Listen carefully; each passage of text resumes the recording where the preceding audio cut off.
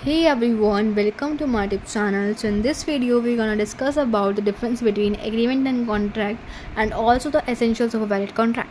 So watch this video till the end. Okay. तो मैं last video में discuss कर लिया था कि एग्रीमेंट और कॉन्ट्रैक्ट के बीच में क्या क्या डिफरेंस होता है. सो गाइस, ये जो मैं नोट्स आपको दे रही हूँ, प्रोवाइड करा रही हूँ, ये ना एज अ वन शॉट समझ लो कि जब एग्ज़ाम का प्रेशर होगा, टाइम होगा, तो आपको ना सिर्फ, अगर आपने मेरी वीडियोस वगैरह देख रखी हैं तो आपको सिर्फ ना ये सारे नोट्स देखने पड़ेंगे, एक बार ऐसे झलक मारनी पड़ेगी. तो ये सिर्फ नोट्स समझ लो उस पर्पज़ के बेसिस पर है, ठीक है. अगर अभी आपको ब्रीफली पढ़ना है, ऑब्वियसली अगर केस स्टडी वगैरह आई तो ब्रीफली पढ़ना ही पड़ेगा.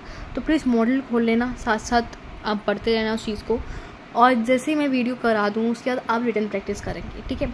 ये तो ऑब्लिगेशन आपके ऊपर भी है, ठीक है. आपको रिटन प्रैक्टिस करनी पड़ेगी. कोई भी डाउट आता है तो प्लीज़ आप इंस्टाग्राम पे मेरे साथ DM पे बात कर सकते हैं या फिर कमेंट सेक्शन पे मुझसे डाउट्स पूछ सकते हैं, ठीक है. और इंस्टाग्राम की जो भी ID वगैरह मैं कमेंट बॉक्स और डिस्क्रिप्शन बॉक्स और वीडियो की एंड में मेंशन कर दूँगी, ठीक है. तो अभी without wasting any time let's start the video. तो पहले हम पढ़ते हैं एग्रीमेंट और कॉन्ट्रैक्ट का डिफरेंस. तो फर्स्ट इज़ मीनिंग. तो बोलता है एवरी प्रॉमिस और every set of promise forming the consideration for each other. Example लूँगी, डेफिनेशन खुद आपको पढ़नी है, ठीक है. तो रामू शामू की शॉप पर जाता है कुछ चीज़ें परचेज करने, ग्रोसरी आइटम्स, ठीक है. उसने लेना था बटर, चिप्स के पैकेट एंड मिल्क. तो अब 200 रुपीज़ का नोट लेकर जाता है, ठीक है. और शॉपकीपर को बोलते हैं मुझे ये सारी आइटम्स चाहिए. शॉपकीपर बोलता है ठीक है, ये सारी आइटम्स मेरे पास अवेलेबल है. तो हमने फर्स्ट कंडीशन क्या पढ़ी थी, offer plus acceptance constitutes an agreement. तो इसमें क्या हुआ, पहले रामू ने क्या दिया, ऑफर दिया, ठीक है, शॉपकीपर को कि सब चीज़ें हैं आपके पास, उसने एक्सेप्टेंस दी, ठीक है. अब क्या हो गया, इन दोनों के बीच में एक एग्रीमेंट बन चुका है, ठीक है. अब क्या हुआ, जब सब चीज़ें उसने दे ली तो रामू ने 200 रुपीज़ निकाले अपने पॉकेट से और उसने दे दिए शामू को. अब ये जो 200 रुपीज़ है ना, कंसिडरेशन है किसके लिए, शामू की प्रॉमिस के लिए, ठीक है. अब समझिए, कंसिडरेशन का मतलब होता जाता है समथिंग इन रिटर्न, मतलब कुछ ना कुछ बदले में. अभी आगे पढ़ेंगे, ठीक है. क्या मतलब होगा, समथिंग इन रिटर्न, कुछ ना कुछ बदले में. तो अब उसने 200 रुपये दिए शॉपकीपर को और शॉपकीपर ने उसको बदले में क्या दिए, grocery items. I hope it is clear, ठीक है. अब पढ़ते हैं. एवरी प्रॉमिस और every set of promise forming the consideration for each other. अब ये दूसरे एक दूसरे के लिए कंसिडरेशन फॉर्म नहीं कर रहे थे. एक को दाल दे रहा है, ठीक, आई मीन एक ग्रॉसरी आइटम्स दे रहा है और एक क्या दे रहा है, पैसे दे रहा है उसके बदले. बस इतना ही है. Contract. A contract is an agreement which is enforceable by law. अब समझिए, एक कोई भी कॉन्ट्रैक्ट क्या होता है, कोई भी एग्रीमेंट जो कि लीगल टर्म्स उसमें इन्वॉल्व हों, उसको ही हम क्या कहते हैं, कॉन्ट्रैक्ट कहते हैं, ठीक है. सिंपल. इसमें एक एग्जांपल ले लेते हैं कि जो भी मैरिज कॉन्ट्रैक्ट्स होते हैं, कमर्शियल कॉन्ट्रैक्ट्स होते हैं, ये सारे क्या होते हैं, इसमें कुछ ना कुछ लीगल ऑब्लिगेशन इंक्लूडेड होती है, तो इसलिए क्या कहते हैं, हम इसको कॉन्ट्रैक्ट कह देते हैं. Second is scope. It is a wider term, it includes legal as well as social agreements. देखिए, वाइडर का मतलब क्या होता है, बड़ा, मतलब एग्रीमेंट एक बड़ा टर्म है. कैसे, इसके अंदर सोशल और लीगल एग्रीमेंट्स दोनों आते हैं, ठीक है. आप खुद देखिए, सोशल और लीगल एग्रीमेंट्स एनफोर्सेबल नहीं है, ठीक है, बट ये स्टिल एग्रीमेंट्स तो कहलाएंगे ना, तो इसलिए क्या हो जाता है, ये बड़ा बन जाता है, ठीक है. अब कॉन्ट्रैक्ट क्या हो जाता है, it is a narrower term, मतलब छोटी सी टर्म है. कैसे, it contract is only legally enforceable agreement. समझिए, अब कॉन्ट्रैक्ट सिर्फ वो वाले एग्रीमेंट जो कि लीगली एनफोर्सेबल होते हैं, सिर्फ वही कॉन्ट्रैक्ट कहला जाते हैं. अब जो सोशल और डोमेस्टिक इसमें इंक्लूड नहीं होते, इसलिए छोटी टर्म बन जाती है, ठीक है. Third is legal obligation. It may not create any legal obligations. देखिए, इसमें कोई भी लीगल ऑब्लिगेशन नहीं आती है और कॉन्ट्रैक्ट में necessarily creates a legal obligation. इसमें ज़रूरी है कोई ना कोई लीगल ऑब्लिगेशन तो आए ही आए, ठीक है. फोर्थ का बोलता है nature. All agreements are not contracts. Obviously सारे एग्रीमेंट्स कॉन्ट्रैक्ट तो हो ही नहीं सकते, सारे एग्रीमेंट थोड़ी लीगली एनफोर्सेबल होते हैं. So now the fourth point in contract, all contracts are agreements. यार देखिए, अब जो सारे के सारे कॉन्ट्रैक्ट्स होते हैं ना, वो एग्रीमेंट्स ही हैं. मतलब जो agreement plus enforceability of an agreement होती है, तभी तो वो चीज़ कॉन्ट्रैक्ट बनती है ना. तो तभी कह रहे हैं कि पहली फॉरमोस्ट थिंग यही है कि कोई भी कॉन्ट्रैक्ट को अराइज होने से पहले उसको पहले एग्रीमेंट बनना पड़ता है. ऑब्वियसली ना, अगर आपको यंग एज में आ रहे हैं तो पहले आपको टीनेज से गुजरना पड़ता है. तो यही बोल रहा है, आपको पहले एग्रीमेंट बनना पड़ता है, उस पर एनफोर्सेबिलिटी लगेगी, तो उस केस में फिर वो कॉन्ट्रैक्ट बन जाएगा. I hope it is clear. तो अभी छोटा सा कंक्लूजन दे रखा है, ठीक है. एग्रीमेंट में क्या बोलता है, ऑफर प्लस एक्सेप्टेंस और includes social and domestic agreement. Obviously जब ऑफर और एक्सेप्टेंस दोनों मिल जाते हैं तो एग्रीमेंट हो जाता है, और इसमें सोशल और डोमेस्टिक एग्रीमेंट्स दोनों इन्वॉल्व होते हैं। कॉन्ट्रैक्ट में agreement plus enforceability of an agreement होनी चाहिए, बस। लीगल ऑब्लिगेशन इज़ नेसेसरी, ठीक है। Now essentials of a valid contract, ठीक है। तो अपना मॉड्यूल खोल लो, 2.6 पेज नंबर है, ठीक है। तो मैं अभी डेफिनेशन रीड कर देती हूँ वहाँ से। In the terms of the Section 10 of the Act, all agreements are contracts if they are made by the free consent of the parties competent to contract for a lawful consideration and with a lawful object and are not expressly declared void। पहले तो ना 2 minute pose करके समझो कि कहना क्या चाह रहा है, ठीक है। अब समझो, कहता है कि सारे के सारे एग्रीमेंट्स कॉन्ट्रैक्ट्स हैं, मना नहीं कर रहा, कह रहा है बट अगर वो फ्री कंसेंट से बने हो, ठीक है, लॉफुल कंसिडरेशन हो, लॉफुल ऑब्जेक्ट हो, तभी वो वैलिड कहलाए जाएंगे। वैलिड का मतलब क्या हो गया कि वैलिड का मतलब हो गया कि एनफोर्सबिलिटी, मतलब कि लॉ के द्वारा वो जिसमें लीगल ऑब्लिगेशंस हैं तभी तुम कहेंगे वो वैलिड है। तो समझ लेते हैं क्या मतलब होता है फ्री कंसेंट का। देखो आगे जाके हमने पूरा इसमें एक यूनिट है तो वो पढ़नी है, बट इसमें बेसिक तो थोड़ा बहुत जानना ही पड़ेगा। फ्री कंसेंट का मतलब हो गया, समझो आपके मैंने माथे पे बंदूक रख दी है और बोला कि इस कॉन्ट्रैक्ट पे अभी कभी साइन करो, तो मतलब करो, ठीक है।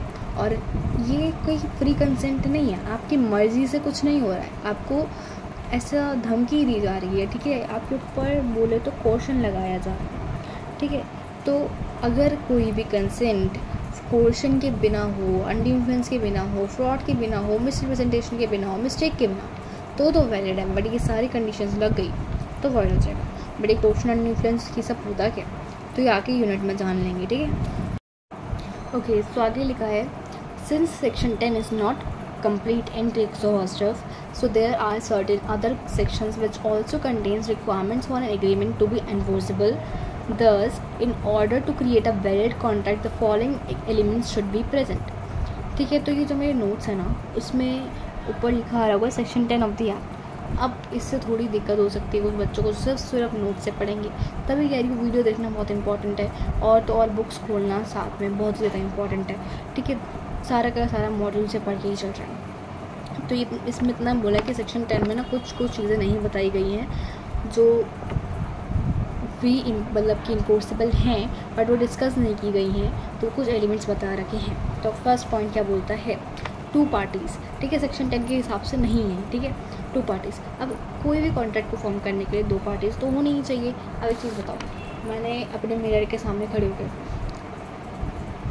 क्या तू नाइकी के शूज़ ख़रीदना चाहेगा? अब कोई मुझे ना अनसाउंड माइंड कहेगा, ठीक है, और मुझे कह देगा कि यार incompetent to enter into a contract, ठीक है। तो इस केस में कहते हैं 2 पार्टीज़ तो होनी ही चाहिए एटलीस्ट, ठीक है। पढ़ लेते क्या लिखा है, 1 can not contract with himself, a contract involves at least 2 parties, 1 party making the offer and the other party accepting it. A contract may be made by natural persons and by other persons having legal existence.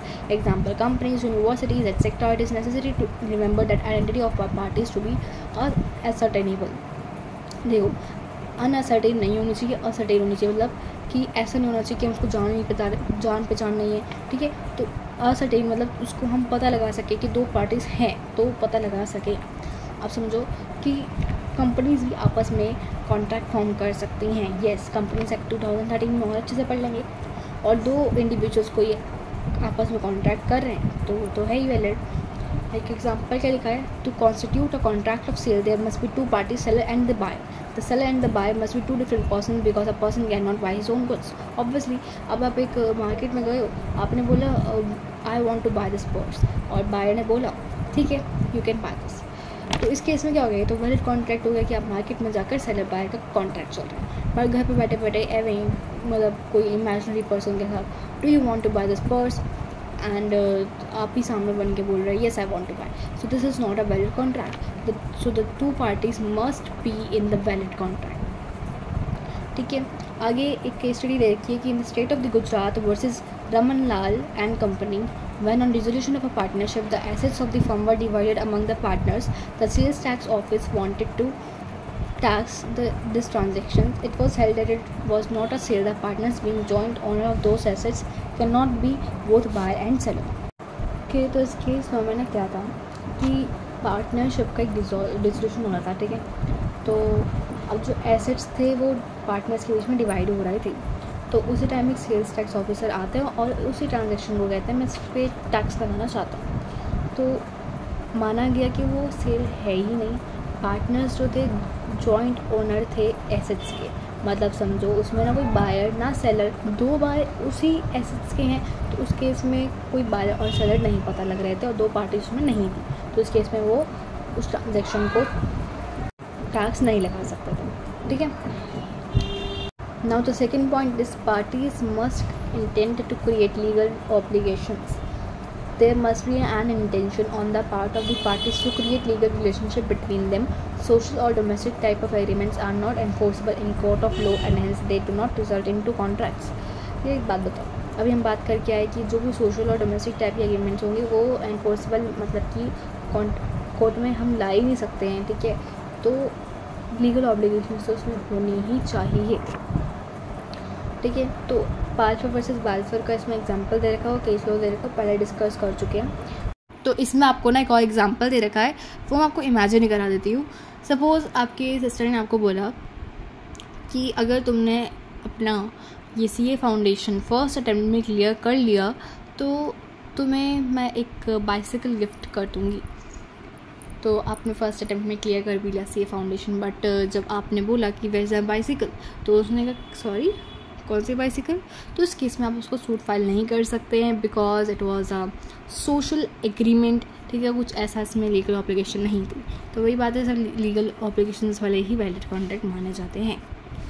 Third बोलता है other formalities to be complied with in certain cases a contract to be written और spoken as to legal effects there is no difference between a written contract and contract made by word of mouth. एक बात बताइए, अगर वो contract word of mouth मतलब बोल के ही हो रहा है तो वो वैलिड माना जा सकता है, बट कुछ कॉन्ट्रैक्ट्स होते हैं जहाँ पर आपको रिटन एग्रीमेंट ही चाहिए होता है। ठीक है, रिटन कॉन्ट्रैक्ट्स ही मायने रखते हैं। एग्जाम्पल में क्या दे रखा है, contract of insurance is not valid except as a written contract. Further in case of certain contracts registration of contract under the laws which is in force at the time is essential for it to be valid. Example in the case of immovable property. अच्छा, एक example देती हूँ, जब कोई आप घर वगैरह ख़रीदते हैं या प्रॉपर्टी ख़रीदते हैं तो उसमें आपको ये तो नहीं बोलता ना अच्छा आज से ये घर तेरा, जी नहीं, आपके पूरे पेपर्स पे साइन होते हैं। ठीक है, बोलते हैं ना वो घर के पेपर दे दो। ठीक है, अब वो घर के जो पेपर होते हैं ना वही सब कुछ है, क्योंकि एक जो घर है एक इमूवेबल प्रॉपर्टी है, उसको मूव तो कर नहीं सकते आप। तो उस केस में आपके रिटर्न कॉन्ट्रैक्ट्स ही काम में आते हैं और कॉन्ट्रैक्ट ऑफ इंश्योरेंस में भी सेम है।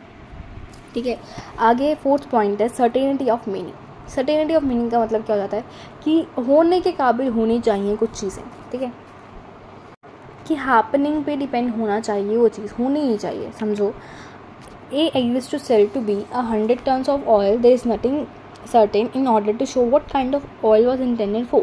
ये देखो A ने ना B से बोला मुझे ना 100 टन ऑयल भेज दी मेरे घर पे, उसने कहा ठीक है। अब उसने सोचा यार कौन सा ऑयल, उसने आदिवासी ऑयल पैक कर दिया। ठीक है, अब उस केस में उसने तो कुछ बोला ही नहीं था ना कि उसको कौन सा ऑयल चाहिए। ठीक है, वो मेंशन ही नहीं है, सर्टेन ही नहीं है, तो वो देगा कैसे। तो इस केस में कॉन्ट्रैक्ट जो है इनवैलिड मान लिया जाएगा।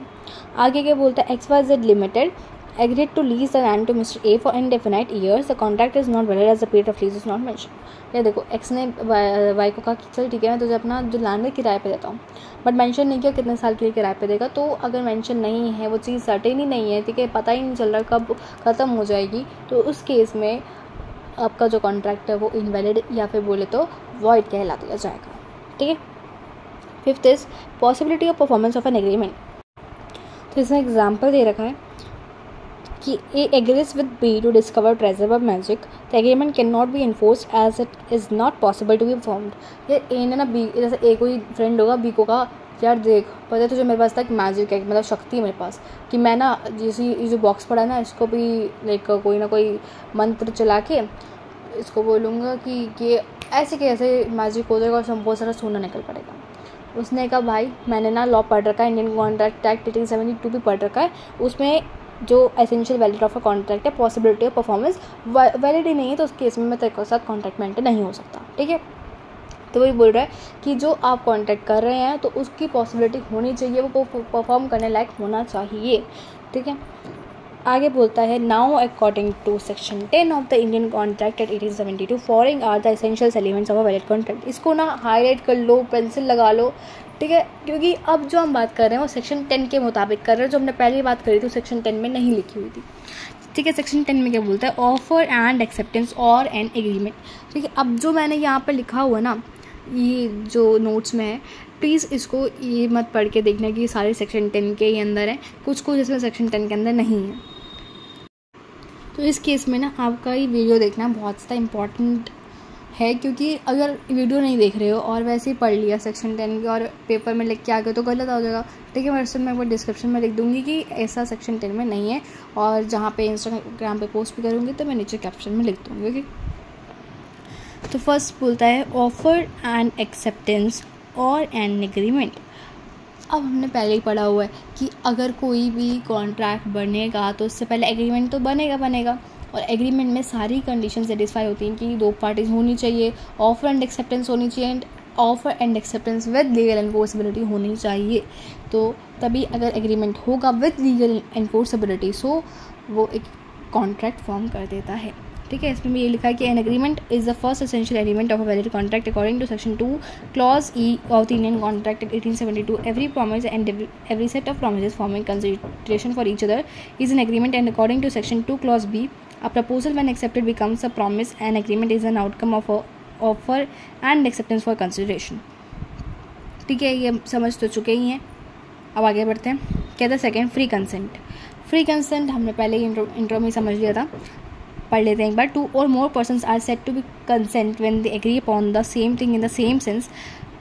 This can also be understood as identity of minds in understanding the terms with consensus adam.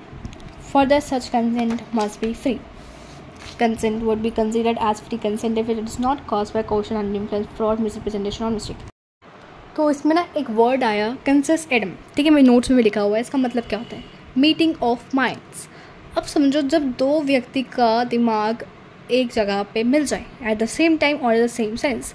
समझो आपको ना जल्दी से फंक्शन पे जाना है, ठीक है, and you want a black jeans, and समझो राहुल है, ठीक है, वो जल्दी से भागा और रोहित की शॉप पे गया, ठीक है, उसका फ्रेंड था, और उसकी शॉप पे जल्दी से भागा और उसने कहा यार जल्दी से ब्लैक जीन्स दे मुझे, I just need it right now, और उसने जल्दी से निकाल कर दिया ब्लैक जीन्स। अब क्या हुआ, दोनों का दिमाग एक जगह मिला नहीं मिला, मतलब दोनों के पास ब्लैक जीन्स, उसको ब्लैक जीन्स चाहिए थी और शॉपकीपर के पास ब्लैक जीन्स अवेलेबल थी। तो इस केस में दोनों के दिमाग मिल गए और हो गया, कॉन्ट्रैक्ट फॉर्म हो गया। इसमें ही फ्री कंसेंट का नाम लिया गया। फ्री कंसेंट का मतलब हम पहले समझ चुके हैं कि जो भी आप अपनी मर्जी से कॉन्ट्रैक्ट में एंटर हो रहे तो फ्री कंसेंट होता है। यहीं आपको बंदूक रख के, आपके माथे पे बंदूक रख के बोला जाता है कि आपको कॉन्ट्रैक्ट में एंटर होना पड़ेगा, so it is not a free consent, okay. So the next point is capacity of the parties. Section 11 of the Indian contract act 1872 में कुछ 3 लोगों को बोला गया कि ये लोग तो बिल्कुल भी एंटर नहीं कर सकते हैं कॉन्ट्रैक्ट के अंदर। कौन कौन? पहले तो बोलता है जिसकी एज माइनर है, जो अनसाउंड माइंड है और जो डिस्क्वालीफाइड बाय लॉ है, ये सब कॉन्ट्रैक्ट के अंदर एंटर नहीं हो सकते हैं, ठीक है। ये वैसे जो भी पढ़ा रही हूँ ना, ये सब को आपको आगे पढ़ना और भी अच्छे से, ठीक है, और भी अच्छे से पढ़ाऊँगी। आगे क्या बोलता है कि माइनर का मतलब क्या होता है, विच इज़ अंडर एज 18, ठीक है, जो अंडर एज 18 के बच्चे होते हैं वो कॉन्ट्रैक्ट के अंदर एंटर नहीं हो सकते हैं। और जो भी पागल in the sense unsound mind, जो समझ नहीं सकते हैं चीज़ों को, तो वो भी कॉन्ट्रैक्ट के अंदर एंटर नहीं हो सकते हैं। और जो भी डिस्क्वालीफाइड बाय लॉ हैं, they are also not capable to enter into a contract, ठीक है। तो इसमें बस यही लिखा है। Fourth point is consideration. It is referred to as quid pro quo, that is something in return. A valuable consideration in the sense of law may consist either in some right, interest, profit or benefit accruing to one party or some forbearance, deterrent, loss or responsibility given, suffered or undertaken by the other. अभी हमने पहले ही पढ़ लिया है, ठीक है। Consideration का मतलब क्या हो जाता है, समथिंग इन रिटर्न, मतलब कुछ ना कुछ बदले में। आप समझिए, रामू जाता है शामू की शॉप पे, ठीक है, उसने कहा कि मुझे लेस का पैकेट चाहिए। उसने कहा ठीक है, बट आप मुझे 20 रुपीज़ पे करने पड़ेंगे। तो उसने 20 रुपीज़ पे कर दिए और उसको चिप्स का पैकेट मिल गया। तो लेना देना हो गया, शॉपकीपर को पैसे मिल गए और उसे चिप्स मिल गए। तो कुछ ना कुछ उसको बदले मिल ही रहा है, ठीक है। इसको क्विड प्रो क्यो कहा जाता है, प्लीज़ इसको अंडरलाइन कर लेना, एक एग्जाम्पल दे रखा है, A agrees to sell his books to B for ₹100, B is promise to pay ₹100 the consideration for A is promise to sell his books. देखिए ए ने कहा बी को कि यार तो मेरी बुक खरीदेगा 100 रुपये की, बी ने ठीक है, बी ने एक्सेप्ट कर लिया और उसको 100 रुपये दे दिए। ठीक है, 100 रुपये किसके लिए दिए? Consideration for A is promise to sell his books. देखिए 100 रुपये उसने दिए बुक्स के लिए और उसने अपना प्रॉमिस पूरा कर दिया ए के लिए। ठीक है, अब ए ने क्या किया, उसको बुक्स बेच दी 100 रुपये लेकर। ठीक है, दोनों ने एक दूसरे के प्रॉमिस पूरे कर लिए और बदले में कंसिडरेशन दे दिया। ठीक है, fifth point is lawful consideration and object. अब देखिए कोई भी कुछ भी ऑब्जेक्टिव है तो वो सारा क्या होना चाहिए? लॉफुल होना चाहिए। ठीक है, इलीगल नहीं होना चाहिए। The consideration and object of the agreement must be lawful.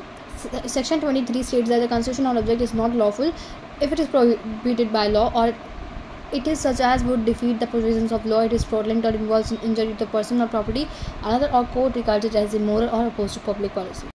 देखिए इसमें क्या बोलता है कि जो कि कंसिडरेशन और ऑब्जेक्ट है वो लॉफुल होना चाहिए। ठीक है, ऐसा नहीं होना चाहिए कि लॉ ने उसको प्रोहिबिट कर रखा है, मना कर रखा है, ऐसा कुछ भी नहीं होना चाहिए। ठीक है, और क्या बोलता है कि कोई प्रोविजंस नहीं तोड़ना चाहिए लॉ के, और फ्रॉडेंट नहीं होना चाहिए। ऐसा नहीं होना चाहिए कि किसी पर्सन को आपने नुकसान पहुंचाया हो, इसकी प्रॉपर्टी को नुकसान पहुंचाया हो। ठीक है, एग्जांपल क्या देखा, A promises to drop prosecution instituted against B for robbery and B promises to restore the value of the things taken, the agreement is void as the object is unlawful. तो समझते हैं, देखिए इसमें ना ए और B है। ठीक है, बी ने ना कुछ ए के घर से चुरा लिया था। ठीक है, अब ए ने कहा ठीक है कुछ नहीं होता। आप समझ लो बी जो था उसका दोस्त था, उसे बहुत ज़्यादा ज़रूरत थी रॉबरी करने की, तो इसलिए ए कहता चल तू टेंशन मत ले, मैं केस तरह वापस लेता हूँ। और बी कहता ठीक है जो मैंने जो तेरी सारी की सारी चीज़ें चुरा ली थी ना, मैं तुझे वो वापस करता हूँ। तो ये जो एग्रीमेंट है ना वॉइड है। ठीक है, एज अगेंस्ट पब्लिक पॉलिसी है। ठीक है, इसका मतलब आप ये इलीगल काम है, ऐसा नहीं कर सकते हैं। एक और एग्जाम्पल दे रखा है, A agrees to sell his house to B against 100 kgs of cocaine, such agreement is illegal as the consideration is unlawful. A ने जैसे बी को प्रॉमिस किया ठीक है मैं तुझे अपना घर बेच दूंगा, बट उसके बदले ना तुझे मुझे 100 kg ऑफ कोकेन देने पड़ेंगे, ड्रग्स देने पड़ेंगे। तो उस केस में ना कोर्ट एंटर हुआ, उसने कहा कि ऐसा है कि ना जो कॉन्ट्रैक्ट ना बिल्कुल इलीगल है। ठीक है, कंसिडरेशन जब कर रहे हो ना बिल्कुल अनलॉफुल है। अब एक चीज़ बताओ, हमने क्या कहा लॉफुल कंसिडरेशन होनी चाहिए। ठीक है, तो कंसिडरेशन तुम्हारी लॉफुल ही नहीं है, तुम पैसे क्या कर रहे हो, ड्रग्स की सप्लाई कर रहे हो, तो वो चीज़ गलत हो जाएगी। 6th पॉइंट इज लास्ट है। ठीक है, not expressly declared to be void. The agreement entered into must not be which the law declares to be either illegal or void. An illegal agreement is an agreement expressly or impliedly prohibited by law. A void agreement is one without any legal effects. ये इसमें बस इतना ही बोला है कि law ने वो जो भी आप कॉन्ट्रैक्ट कर रहे हैं वो कहीं से भी इलीगल नहीं ठहराना होना चाहिए। ठीक है, कहीं से भी ऐसा नहीं होना चाहिए कि उसमें कोई वैलिड कंडीशन मिस हो रही है। ठीक है, एग्जाम्पल पढ़ देते हैं, थ्रेट टू कमिट मर्डर और making publishing defamatory statements or entering into agreements which are opposed to public policy are illegal in nature. Similarly, any agreement in restraint of trade, marriage, legal proceedings, etc. classical examples of void agreements. देखो void agreements के ना examples हमने आगे पढ़ने हैं, but थोड़ा बहुत जान लेते हैं। इसमें जो भी बताया था ना रिस्ट्रेन ऑफ ट्रेड, देखिए आप किसी को भी ट्रेड करने से मना नहीं कर सकते, मैरिज करने से मना नहीं कर सकते। अगर कोई कोर्ट में कोई केस वगैरह फाइल करना चाहता है तो आप उसको मना नहीं कर सकते हैं। ठीक है, तो ये सारे के सारे क्या हो जाते हैं वॉइड एग्रीमेंट्स हो जाते हैं। अगर आप इन सब चीज़ों के लिए मना कर रहे हैं, किसी को आप थ्रेट कर रहे हैं, ठीक है, आप किसी को लाइक कमिट सुसाइड, आप सुसाइड कमिट कर रहे हैं, तो सब चीज़ें क्या हैं वॉइड है। बस इतना ही है। आई होप कि इस वीडियो में समझ आ गया होगा। ठीक है, but still any doubt, any kind of doubt, so please ask me in the comment section और ऑन द इंस्टाग्राम। तो ये बिल्कुल शॉर्ट में सारे के सारे पॉइंट्स लिखे हुए हैं। ठीक है, तो आप पहले तो ये वीडियो अगर आपको समझ आ चुकी है तो प्लीज़ इसको 1-2 बार और सुन लेना। ठीक है तो छोटी सी वीडियो।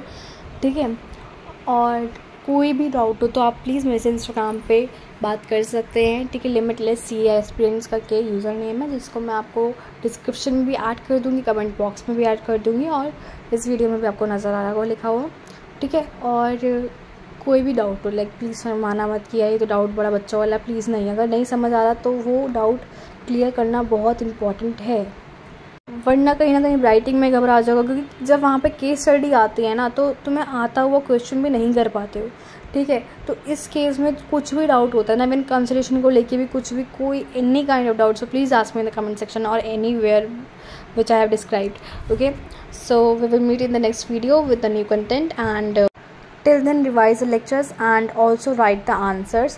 ठीक है, आप जैसे मॉडल में होता है ना, उसके पीछे भी बैक क्वेश्चन देखेंगे जो आपको लगता है जो कंटेंट पढ़ चुके हो, तो उसके आंसर्स लिखना राइटिंग शुरू कर दो।